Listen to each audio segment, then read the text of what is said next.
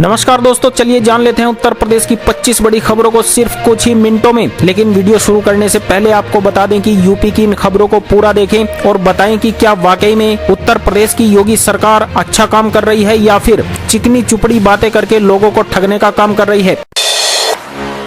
UP में ग्राम प्रधानों ने उठाई कार्यकाल बढ़ाने की मांग। बाराबंकी में प्रतिनिधि मंडल से मुलाकात। राज्य मंत्री सतीश शर्मा ने दिया आश्वासन। उत्तर प्रदेश में त्रिस्तरीय पंचायतों का कार्यकाल समाप्त होने की ओर है, जिसके चलते ग्राम प्रधानों ने अपने कार्यकाल को बढ़ाने की मांग उठाई है। बाराबंकी में प्रधानों के एक प्रतिनिधि मंडल ने राज्य मंत्री सतीश चंद्र शर्मा से मुलाकात कर अनुरोध रखा। इस दौरान मंत्री ने उनकी बातों को गंभीरता से सुना और उन्हें सकारात्मक आश्वासन भी दिया। साथ ही ग्रामीण विकास में ग्राम प्रधानों की भूमिका की सराहना भी की।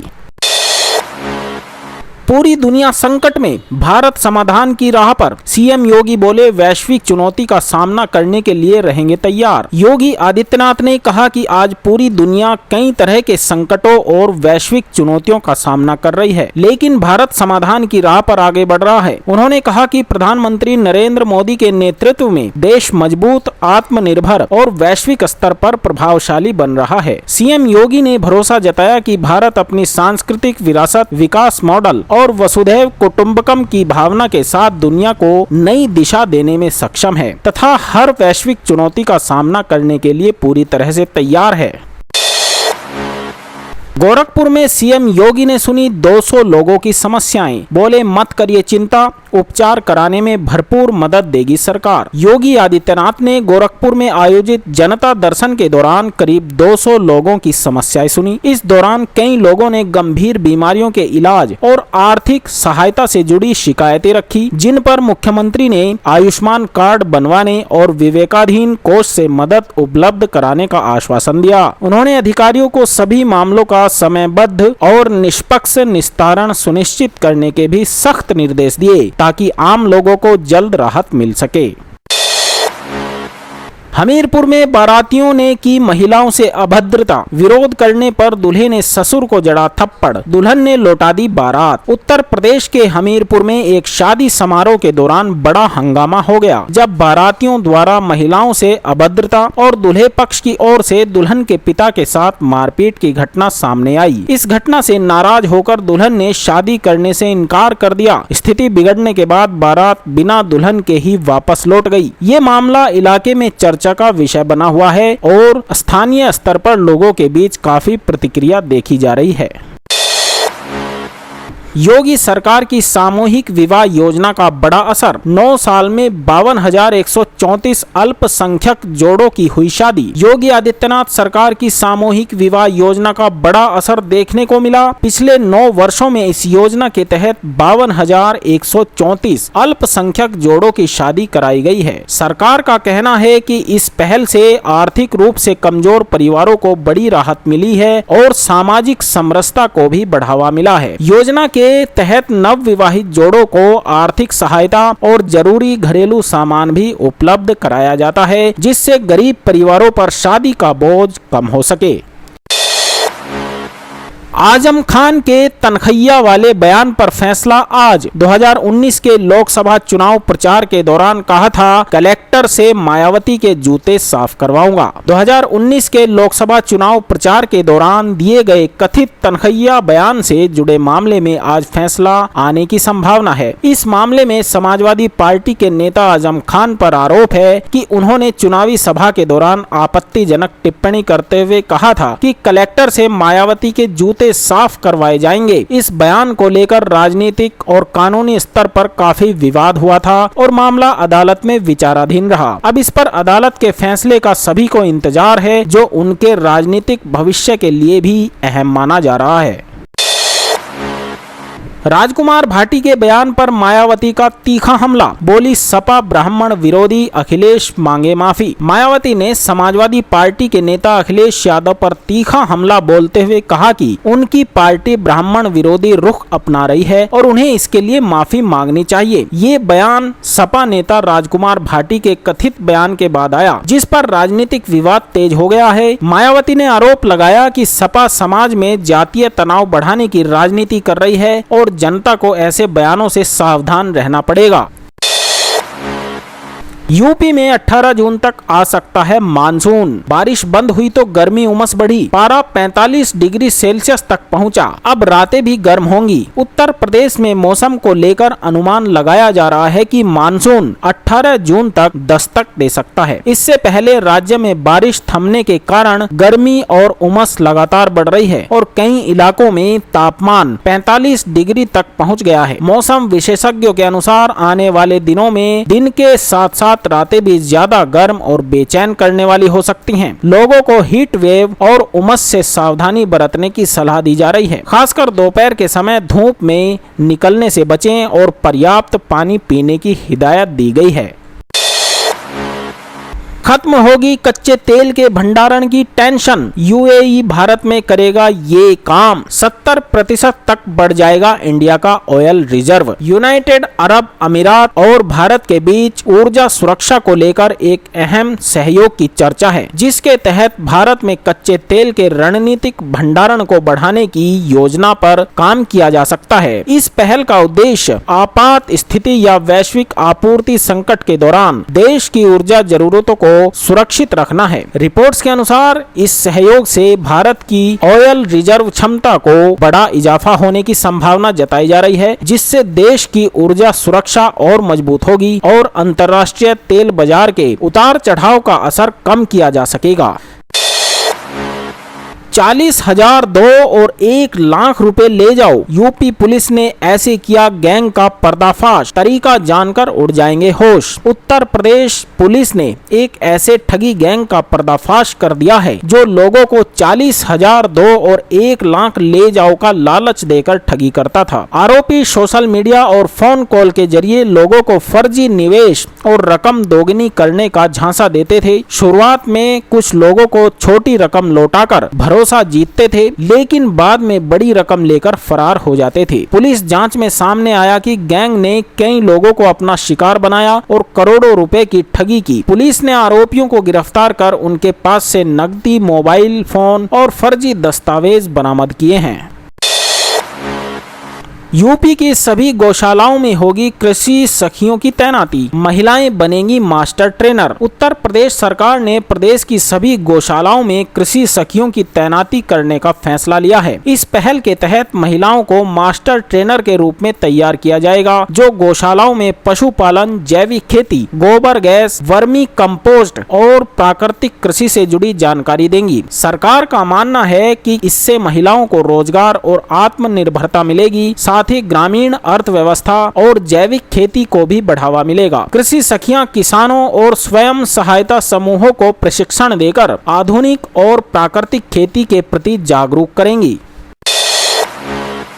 शादाब जकाती पर फूटा दिव्यांगों का गुस्सा। कार्रवाई की मांग को लेकर पहुंचे एसएसपी मेरठ ऑफिस। शादाब जकाती के खिलाफ दिव्यांगों में नाराजगी देखने को मिली। कार्रवाई की मांग को लेकर बड़ी संख्या में दिव्यांग लोग मेरठ पुलिस के एसएसपी कार्यालय पहुंचे और ज्ञापन सौंपकर बड़ी कार्रवाई की मांग की। प्रदर्शनकारियों का आरोप है कि शादाब जकाती की कथित टिप्पणी और व्यवहार से दिव्यांग समाज की भावनाएं आहत हुई हैं। उन्होंने प्रशासन से मामले की निष्पक्ष जांच कर उचित कानूनी कार्रवाई करने की मांग की। वहीं पुलिस अधिकारियों ने शिकायत मिलने के बाद मामले की जांच का भरोसा दिया है। वाराणसी में गंगा की लहरों पर इफ्तार करने वाले 8 युवकों को मिली हाईकोर्ट से राहत। वाराणसी में गंगा की लहरों पर नाव में बैठकर इफ्तार करने के मामले में आरोपित 8 युवकों को इलाहाबाद हाईकोर्ट से राहत मिल गई है। कोर्ट ने सुनवाई के दौरान युवकों के खिलाफ दर्ज करवाई गई पर अंतरिम राहत देते हुए संबंधित पक्षों से जवाब मांगा है। ये मामला सोशल मीडिया पर वीडियो वायरल होने के बाद चर्चा में आया था, जिसके बाद प्रशासन ने धार्मिक और सुरक्षा नियमों के उल्लंघन का हवाला देते हुए कार्रवाई की थी। हाईकोर्ट ने फिलहाल युवकों को राहत देते हुए मामले की अगली सुनवाई की तारीख तय कर दी है। यह आत्महत्या नहीं, सिस्टम द्वारा हत्या है। नीट अभ्यर्थियों की मौत पर राहुल गांधी का हमला। राहुल गांधी ने नीट अभ्यर्थियों की मौत के मामले को लेकर केंद्र सरकार और शिक्षा व्यवस्था पर तीखा हमला बोला है। उन्होंने कहा कि यह केवल आत्महत्या नहीं बल्कि सिस्टम द्वारा की गई हत्या है। राहुल गांधी ने आरोप लगाया कि प्रतियोगी परीक्षाओं का बढ़ता दबाव, पेपर लीक, अनियमितताएं और छात्रों पर मानसिक तनाव युवाओं को निराशा की ओर धकेल रहे हैं। उन्होंने सरकार से शिक्षा व्यवस्था में सुधार, छात्रों को मानसिक सहयोग देने और परीक्षा प्रणाली को पारदर्शी बनाने की मांग की। प्रधानमंत्री मोदी की अपील पर सीएम योगी की मंत्रियों को सलाह। नरेंद्र मोदी की ईंधन संरक्षण की अपील को गंभीरता से लेते हुए योगी आदित्यनाथ ने कैबिनेट बैठक में मंत्रियों को अगले 6 महीने तक अनावश्यक ईंधन खर्च से बचने और सादगी अपनाने की सलाह दी। मुख्यमंत्री ने कहा कि ईंधन संरक्षण केवल आर्थिक आवश्यकता नहीं बल्कि राष्ट्रीय दायित्व है और उत्तर प्रदेश कैबिनेट को इस मामले में जनता के सामने आदर्श प्रस्तुत करना चाहिए। उन्होंने मंत्रियों से सरकारी संसाधनों के जिम्मेदार उपयोग और ऊर्जा बचत को प्राथमिकता देने का आग्रह भी किया। सीएम योगी का बड़ा फैसला, 24 से 26 डिग्री सेल्सियस के बीच हो कार्यालय में एयर कंडीशनर का तापमान। योगी आदित्यनाथ ने ऊर्जा संरक्षण और मितव्ययिता को बढ़ावा देने के लिए कई अहम निर्देश जारी कर दिए हैं। नए फैसलों के तहत सरकारी कार्यालयों में एयर कंडीशनर का तापमान 24 से 26 डिग्री सेल्सियस के बीच रखना अनिवार्य होगा। इसके साथ ही मुख्यमंत्री ने मंत्रियों की वाहन प्लेट में 50% तक कटौती करने, अधिक से अधिक सार्वजनिक परिवहन का उपयोग करने और जरूरत के अनुसार वर्क फ्रॉम होम व्यवस्था को बढ़ावा देने के निर्देश दिए हैं। सरकार का उद्देश्य ईंधन और बिजली की बचत के साथ प्रशासनिक खर्चों में कमी लाना और ऊर्जा संरक्षण को जन आंदोलन का रूप देना है। जो पार्टी छोड़ना चाहते हैं वो स्वतंत्र हैं। बंगाल में हार के बाद पहली बार टीएमसी नेताओं की मीटिंग में बोली ममता बनर्जी। ममता बनर्जी ने बंगाल में चुनावी हार के बाद पहली बार टीएमसी नेताओं के साथ हुई बैठक में साफ संदेश देते हुए कहा कि जो नेता पार्टी छोड़ना चाहते हैं वे इसके लिए स्वतंत्र हैं। ममता बनर्जी ने बैठक में संगठन को मजबूत रखने, कार्यकर्ताओं का मनोबल बढ़ाने और जनता के बीच सक्रिय रहने पर जोर दिया। उन्होंने कहा कि टीएमसी संघर्ष करने वाली पार्टी है और मुश्किल समय में भी कार्यकर्ताओं को एकजुट होकर काम करना चाहिए। उनके इस बयान को पार्टी के भीतर असंतोष और संभावित दल बदल की अटकलों के बीच अहम माना जा रहा है। नीट पेपर लीक मामले का mastermind PV Kulkarni arrest. NEET paper leak मामले में बड़ी कार्रवाई करते हुए पुलिस ने कथित मास्टरमाइंड पीवी कुलकर्णी को गिरफ्तार कर लिया है। जांच एजेंसियों के अनुसार कुलकर्णी पर परीक्षा प्रश्न पत्र लीक करने और पूरे नेटवर्क को संचालित करने का आरोप है। गिरफ्तारी के बाद पुलिस अब उससे जुड़े अन्य आरोपियों, पैसों के लेन देन और पेपर लीक के पूरे मॉड्यूल की जाँच में जुट गई है। इस मामले में पहले भी कई राज्यों से आरोपियों की गिरफ्तारी हो चुकी है और जांच एजेंसियां इसे संगठित गिरोह से जुड़ा बड़ा शिक्षा घोटाला मान रही है। यूपी में एयरपोर्ट जैसे बनेंगे 49 बस अड्डे। योगी कैबिनेट में 22 प्रस्तावों पर लगी मोहर। योगी आदित्यनाथ की अध्यक्षता में हुई यूपी कैबिनेट बैठक में 22 अहम प्रस्तावों को मंजूरी दे दी गई है। कैबिनेट ने राज्य के 1,42,000 शिक्षा मित्रों को बड़ा तोहफा देते हुए उनका मानदेय 10,000 रुपए से बढ़ाकर 18,000 रुपए प्रति माह कर दिया। साथ ही अनुदेशकों के मानदेय में भी बढ़ोतरी का फैसला लिया गया। इसके अलावा गोरखपुर के कंपियरगंज में वानिकी एवं प्रौद्योगिकी विश्वविद्यालय स्थापित करने की घोषणा की गई है। प्रदेश में आधुनिक सुविधाओं से लैस एयरपोर्ट की तर्ज पर 49 नए बस अड्डे भी बनाए जाएंगे। सरकार का कहना है कि इन फैसलों से शिक्षा, परिवहन और रोजगार के क्षेत्र में बड़ा सुधार होगा। ये रहा सीएम योगी का फोन नंबर। कहीं नहीं हो रही सुनवाई तो सीधे मुख्यमंत्री से करें शिकायत। योगी आदित्यनाथ से जुड़ने और अपनी शिकायत या सुझाव सीधे सरकार तक पहुंचाने के लिए कई माध्यम उपलब्ध हैं। मुख्यमंत्री का व्हाट्सएप नंबर, मोबाइल संपर्क, सीएम हेल्पलाइन और सोशल मीडिया अकाउंट सार्वजनिक किए गए हैं ताकि आम नागरिक आसानी से संवाद कर सके। यूपी सीएम हेल्पलाइन नंबर 1076 पर कॉल करके लोग अपनी शिकायत दर्ज करा सकते हैं। इसके अलावा मुख्यमंत्री की आधिकारिक वेबसाइट yogiadityanath.in पर भी संपर्क किया जा सकता है। नागरिक सीएम योगी आदित्यनाथ संपर्क मोबाइल ऐप के जरिए भी अपनी समस्याएं और सुझाव सरकार तक पहुंचा सकते हैं। सीएम योगी का सख्त फैसला, अस्पतालों पर हुई बड़ी कार्रवाई। योगी आदित्यनाथ सरकार ने आयुष्मान भारत योजना के तय मानकों का पालन नहीं करने वाले प्रदेश के 200 अस्पतालों पर बड़ी कार्रवाई कर दी है। जांच में अनियमितताएं पाए जाने के बाद 100 अस्पतालों का भुगतान रोक दिया गया, जबकि अन्य 100 अस्पतालों का पंजीकरण निलंबित कर दिया गया। सरकार का कहना है कि योजना में पारदर्शिता बनाए रखने और मरीजों को बेहतर इलाज सुनिश्चित करने के लिए ये कदम उठाया गया। स्वास्थ्य विभाग अब संबंधित अस्पतालों की गतिविधियों की निगरानी भी करेगा। प्रॉपर्टी हड़पने के मामले में विजय मिश्र समेत पूरे परिवार को सजा, कोर्ट ने लगाया जुर्माना। विजय मिश्रा, रामलाली मिश्रा और उनके बेटे विष्णु मिश्रा को रिश्तेदारों की संपत्ति हड़पने के मामले में एमपी एमएलए कोर्ट ने दोषी ठहराते हुए 10-10 वर्ष की सजा सुनाई है। वहीं बहू रूपा मिश्रा को 4 वर्ष की कैद की सजा दी गई है। अदालत ने सभी दोषियों पर कुल 5,26,000 रुपए का अर्थ दंड भी लगाया है। कोर्ट के इस फैसले को लंबे समय से चल रहे विवाद में बड़ी कानूनी कार्रवाई माना जा रहा है। बिजली उपभोक्ताओं को बड़ी राहत, ऑफिस की झंझट खत्म, क्यूआर कोड स्कैन करके घर बैठे होगा समस्या का समाधान। नोएडा में विद्युत विभाग ने उपभोक्ताओं के लिए बड़ी डिजिटल सुविधा शुरू कर दी है। नई व्यवस्था के तहत बिजली उपभोक्ताओं को अब छोटे छोटे कामों के लिए सरकारी दफ्तरों के चक्कर नहीं लगाने पड़ेंगे। विभाग ने क्यूआर कोड स्कैन सेवा शुरू कर दी है, जिसके जरिए उपभोक्ता बिजली बिल भुगतान, शिकायत दर्ज कराने और अन्य सेवाओं की जानकारी आसानी से प्राप्त कर सकेंगे। बिजली विभाग का कहना है कि इस पहल से सेवाएं अधिक पारदर्शी, तेज और उपभोक्ता अनुकूल बनेंगी।